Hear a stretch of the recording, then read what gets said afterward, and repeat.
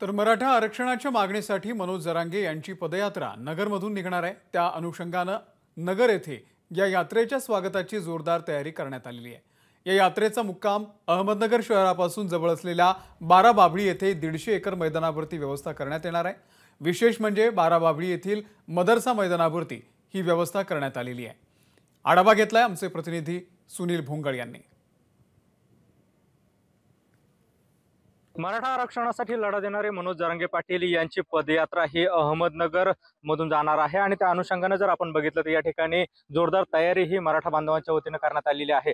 याच भव्य मैदानावरती त्यांच्या मुक्कामाची व्यवस्था करण्यात आलेली आहे आणि विशेष म्हणजे मदरशामध्ये त्यांची राहण्याची व्यवस्था जी आहे तर ती करण्यात आलेली आहे।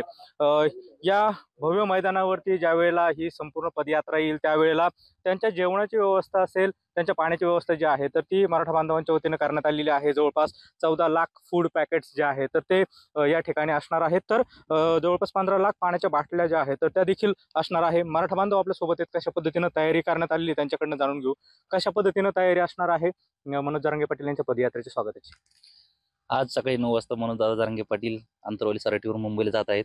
त्यांच्याबरोबर जवळपास 25 लाख जनसमुदाय आणि 5 लाख गाड्यांची नोंद आहे आणि ती उद्याच्याला संध्याकाळी मुक्कामी देत आहेत। आता इथे त्यांची सभेची तयारी आहे। इथे जवळपास 150 एकर परिसर त्यांच्यासाठी राहण्याची व्यवस्था केलेली आहे। मागे 450 एकर त्यांच्या पार्किंगची व्यवस्था आहे। याबरोबरच 18 पगड जातीतल्या समाज बांधवांनी यांना फूड पॅकेट असेल, पाण्याची बॉटल असेल ही तयार केलेली आहे। आता इथल्या जवळपासच्या जे 18 पगड जातीतील समाज बांधव आहे त्यांनी इथं जेसीबीनी फुलं उधळून त्यांची स्वागताची तयारी केलेली आहे। सभेला प्रचंड प्रमाणात उत्साह असणार आहे। या भागातील सर्व जिल्ह्यातून, नगर जिल्ह्यातले उरलेले तालुके त्यातून प्रचंड प्रमाणात समाज बांधव इथं येणार आहेत।